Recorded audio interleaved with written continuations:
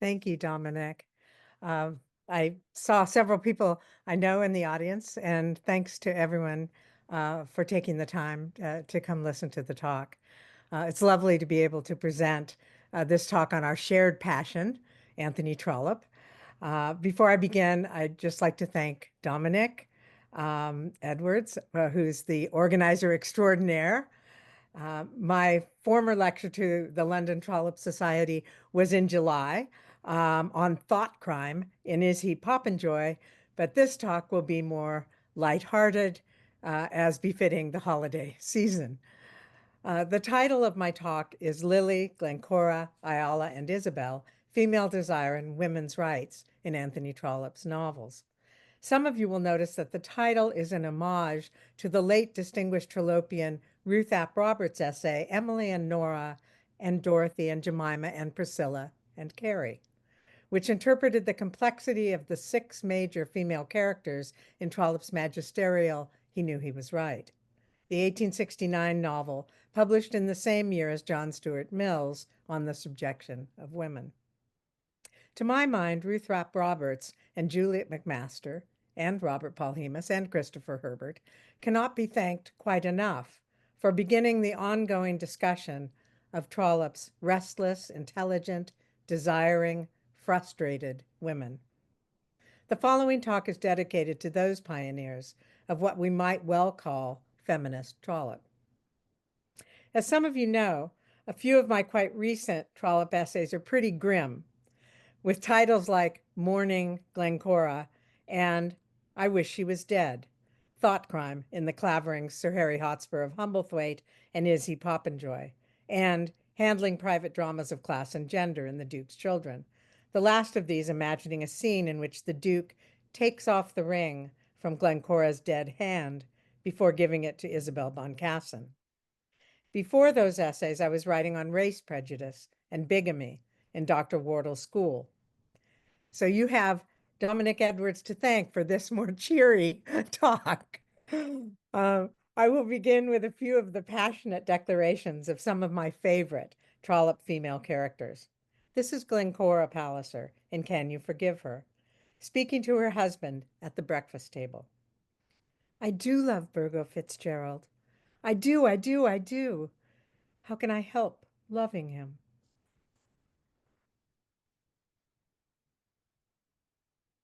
This is Lily Dale in the small house at Allington, speaking to her mother about her fickle lover, Adolphus Crosby.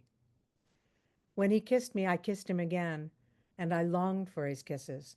I seemed to live only that he might caress me. And this is Ayala Dormer, speaking to her beloved Jonathan Stubbs in Ayala's Angel. I remember when you called me Ayala first. It went through and through me like an electric shock.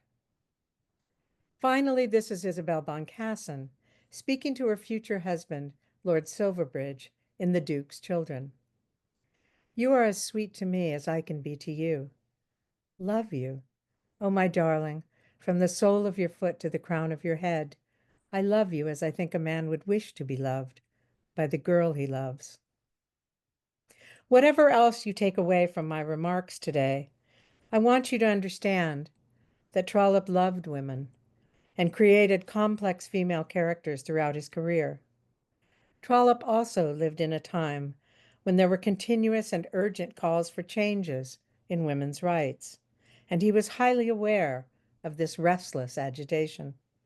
As the quotations I've just read illustrate, Trollope understood women's desire, and he understood the frustration of that desire in a society that often restricted women, but was also increasingly promising change. I'm going to talk to you about 4 of Trollope's female characters.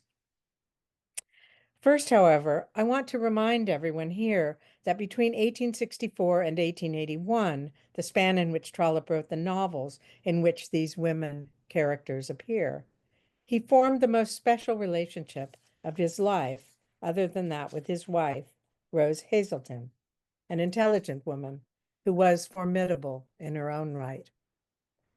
During this period, Trollope became dear friends with the American feminist lecturer, actress, and journalist Kate Field.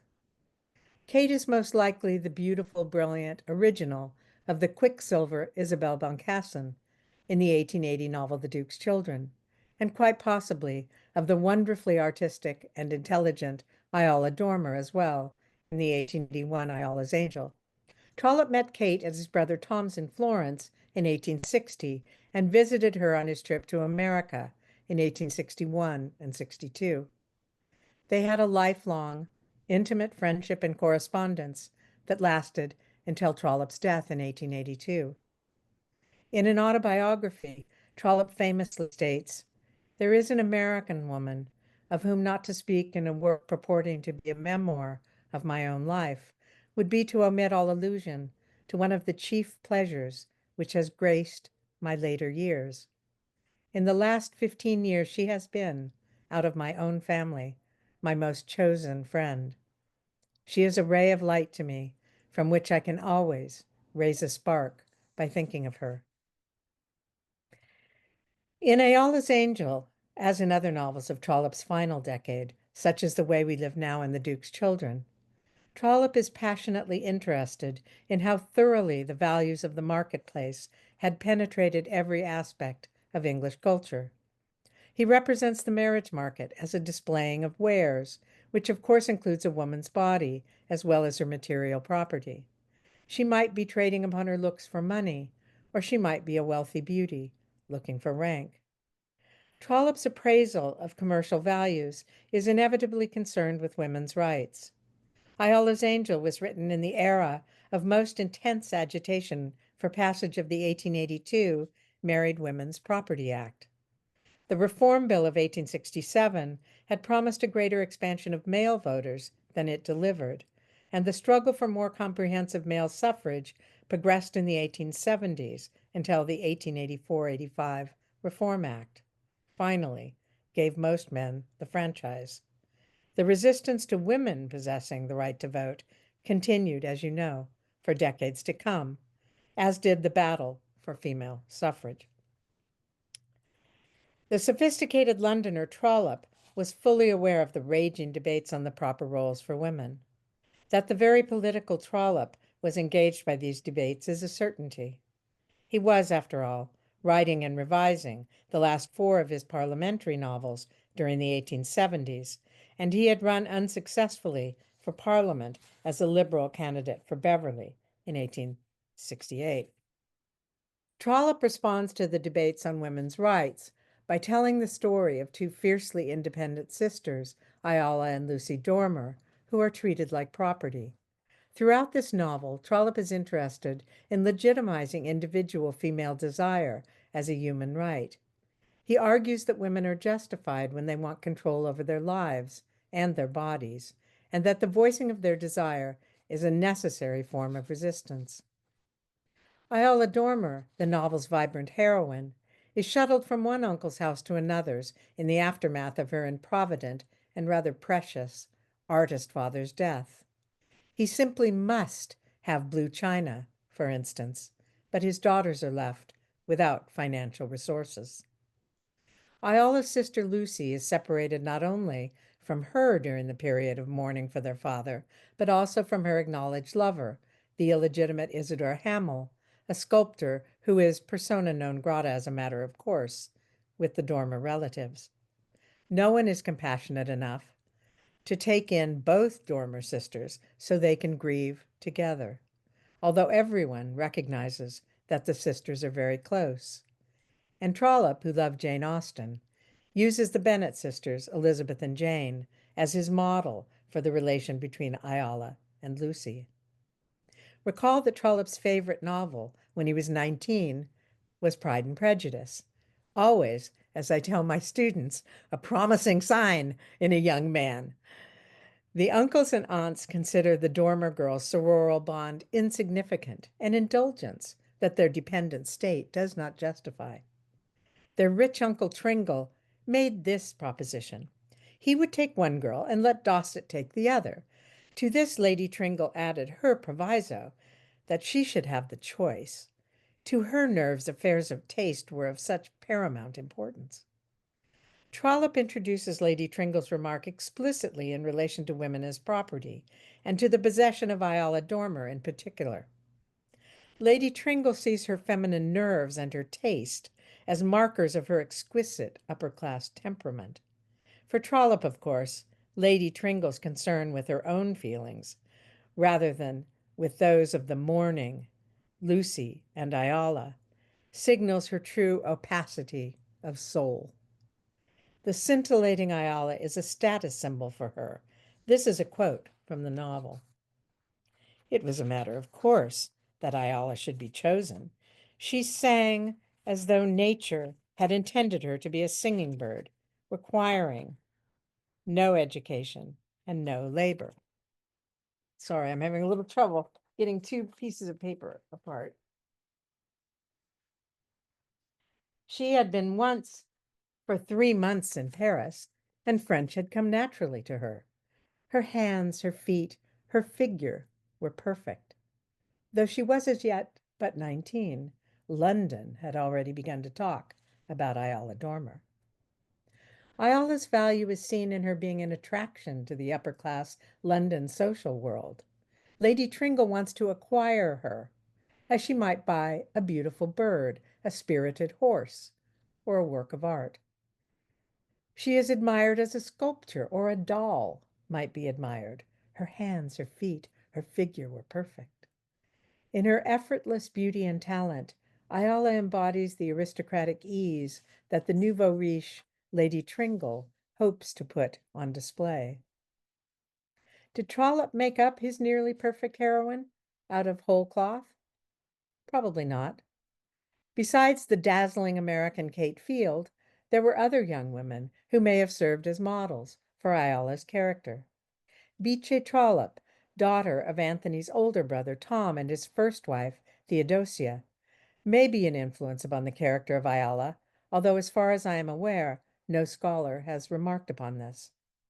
Muriel Rose Trollope, Trollope's granddaughter, his older son Henry's only daughter, with his wife Ada Strickland, wrote in What They Told Me, "My mother thought Bice was one of the most fascinating beings she ever came across. In fact, she never met anyone quite like her. Asked to sing, Bice would quietly sit down to the piano and give song after song, all by heart, to her own accompaniment.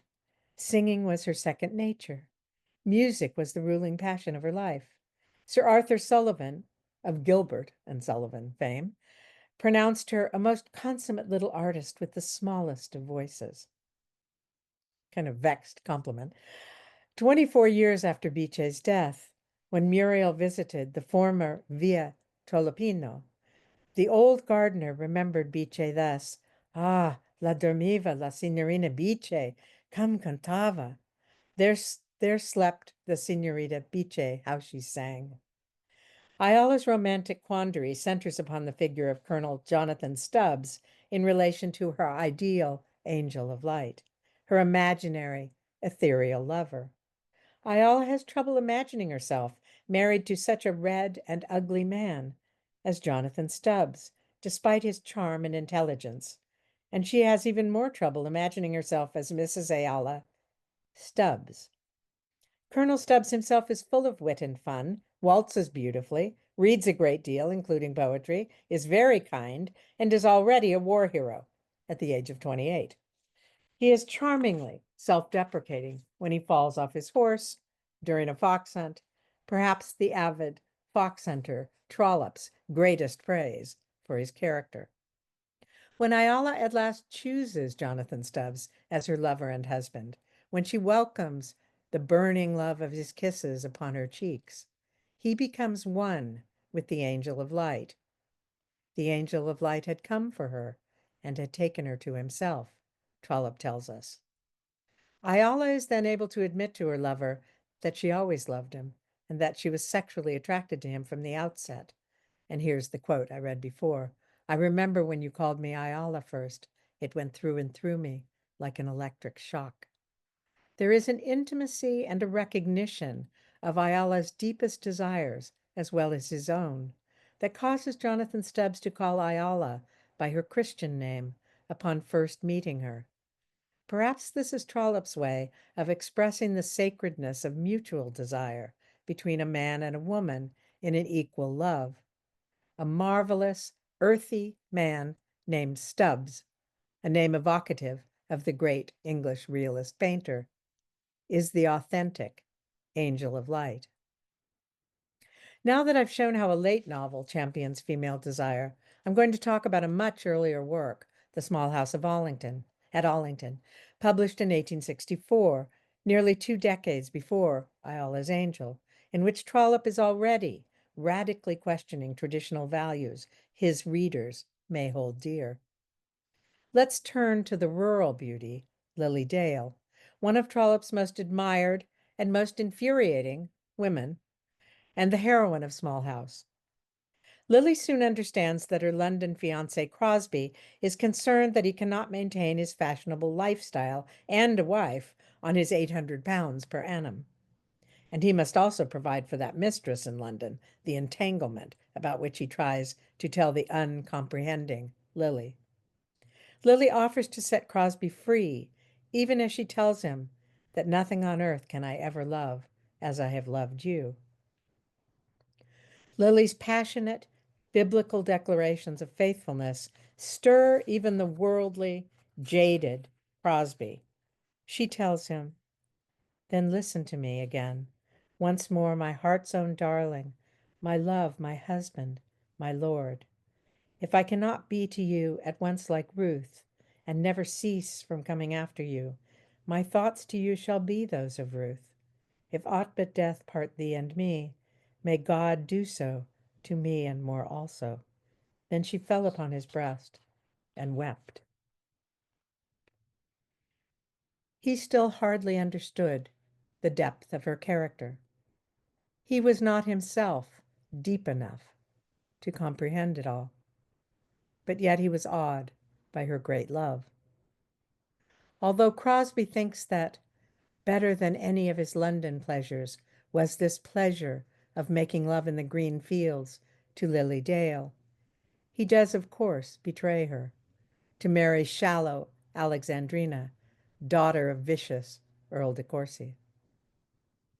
Lily, however, cannot change the object of her desire, although the lusty John Eames, victor over Lord de Guest's bull and thrasher of Crosby, asks her twice to marry him. She explains to her mother that "I am as you are, mamma, widowed." Like Trollope's later heroine, Ayala Dormer, Lily is passionate about her lover, declaring that, "In my heart, I am married to that other man. I gave myself to him and loved him and rejoiced in his love. When he kissed me, I kissed him again, and I longed for his kisses. I seemed to live so that he could caress me." But unlike Ayala, Lily cannot find romantic and erotic satisfaction.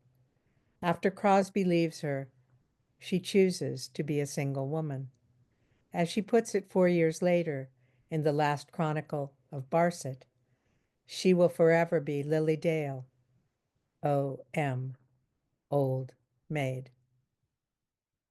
I'll return later to Lily, but now I'll move on to Glencora McCluskey Palliser, perhaps Trollope's greatest female creation, and also to Isabel Boncassen, the self-possessed and lovely woman who becomes the wife of Glencora's son, Silverbridge.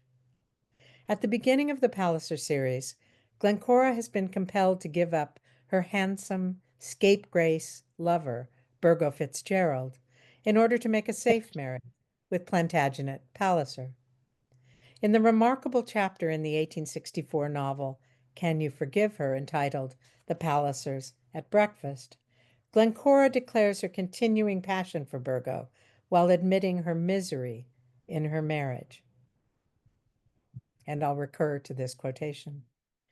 "I do love Burgo Fitzgerald. I do, I do, I do. How can I help loving him? Have I not loved him from the first, before I had seen you? Did you not know that it was so?" Glencora has not been able to become pregnant with Palliser's child, and she admits that she has thought of drowning herself instead of running away with Burgo, so that you might marry again and have a child. I'd die. I'd die willingly. How I wish I could die. Plantagenet, I would kill myself.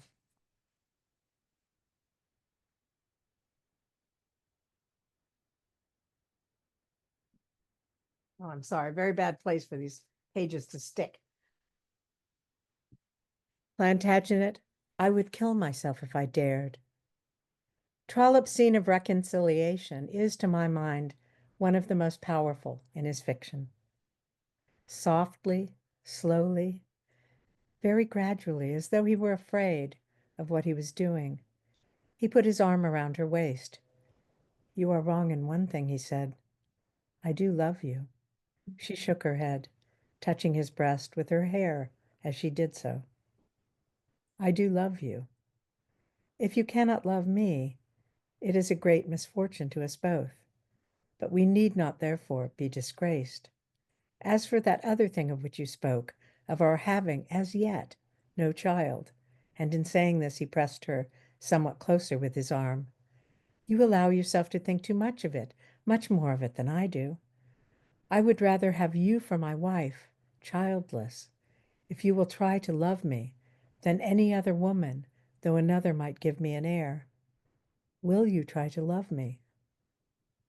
In the immediate aftermath of this conversation, Palliser gives up his long-coveted appointment as Chancellor of the Exchequer, while Glencora agrees to go abroad with him and her best friend Alice Vavasor. Trollope shows that the acknowledgment of both husband's and wife's desires and the mutual sacrifice they make for each other is rewarded when they conceive their first child, Lord Silverbridge. The young woman who will eventually be Lord Silverbridge's wife, Isabel Boncassen of the Duke's Children, is also one of Trollope's great creations. She is mature, intelligent, witty, and exasperated with the immaturity and witlessness of most of the young men she meets in London. One of the most humorous scenes in the novel depicts the languid Adolphus, known as Dolly, Longstaff, proposing to Isabel at her river party, a speech Trollope embeds with misguided sexualized language and sensation novel expectations in order to demonstrate Dolly's comically opaque sensibility, combined with his somewhat unsavory desire to acquire gorgeous Isabel, whom he does not at all know. Dolly speaks first. Would you mind coming up to the temple? He said. What temple? Oh, such a beautiful place. The Temple of the Winds, I think they call it, or Venus, or Mrs. Arthur de Bever, or de Beauvais. Was she a goddess? It is something built to her memory. Lovely spot, isn't it? Yes, indeed. That's Maidenhead Bridge. That's somebody's place. And now I've got something to say to you. You're not going to murder me. Now you've got me up here alone, said Miss Boncassen, laughing. Murder you, said Dolly, throwing himself into an attitude that was intended to express devoted affection. Oh, no. I am glad of that. Miss Boncassen. Mr. Longstaff, if you sigh like that, you'll burst yourself. I'll what? Burst yourself. And she nodded her head at him. Then he clapped his hands together and turned his head away from her towards the little temple. I wonder whether she knows what love is, he said, as though he were addressing himself to Mrs. Arthur de Bever. No, she don't, said Miss Boncassen. But I do, he shouted, turning back. But I do, he shouted, turning back toward her. I do. If any man were ever absolutely, actually, really in love, I am the man. Are you indeed, Mr. Longstaff? Isn't it pleasant? Pleasant, pleasant. Oh, it could be so pleasant. But who is the lady? Perhaps you don't mean to tell me that. You mean to say you don't know? Haven't the least idea in life? Let me tell you, then, that it could be one person. It never was but one person. It never could have been but one person. It is you. Then he put his hand well on his heart. Me, said Miss Boncassen, choosing to be ungrammatical in order that he might be more absurd. This wonderful comic scene ends in Dolly trying to explain his position in English society and how he is quite able to buy even the desirable Isabel. But I want to tell you that I can afford it, the relentless Dolly tells Isabel, who, serious at last, replies, Mr. Longstaff, I rather fancy that wherever I may be, I can make a position for myself. At any rate, I shall not marry with the view of getting one. If my husband were an English duke, I should think myself nothing unless I was something, as Isabel Boncassen. Isabel is a counter to the desperate women Trollope represents who are destroyed by male dominion and remain in a state of frustrated desire. Think of Lady Mabel Grex in The Duke's Children, who loves Francis Tregear but decides she cannot marry him, since as the daughter of an earl, she needs to make a splendid marriage, and her father and brother have pillaged her inheritance. When she finds out that, until the end of time, I will love Francis Tregear, he has moved on to marry Palliser, and she knows that she will be with her companion, Miss Cassewary, two old maids together, rather than marry a man she does not love. Unlike Lily Dale, who eventually rejects Crosbie in the 1867 novel, The Last Chronicle of Barset, and is able to live her life in contentment, if not in joy, the brilliant Mabel Grex seems to wish always to live in the past. More tragic still is the fate of lovely Emily Hotspur, a young woman in ruddy health at the outset of the 1870 novella Sir Harry Hotspur of Humblethwaite, who punishes herself until she dies as penance for inordinately desiring an utterly unworthy man. When Isabel marries Lord Silverbridge, she has made it clear that she desires him, stating that, to recur to the opening quotations, from the sole of your foot to the crown of your head, I love you, as I think a man would wish to be loved by the girl he loves. Isabel marries Silverbridge after making her vision of their marriage on terms of equality as clear as her longing for her future husband. In earlier heroines, such as Lucy Robarts, in the 1861 novel Framley Parsonage, Trollope gives us desiring heroines. The Shakespearean, Rosalindian Lucy, you recall, jokes about her intense desire for Lord Lufton, wondering whether she loves him for his title or his legs.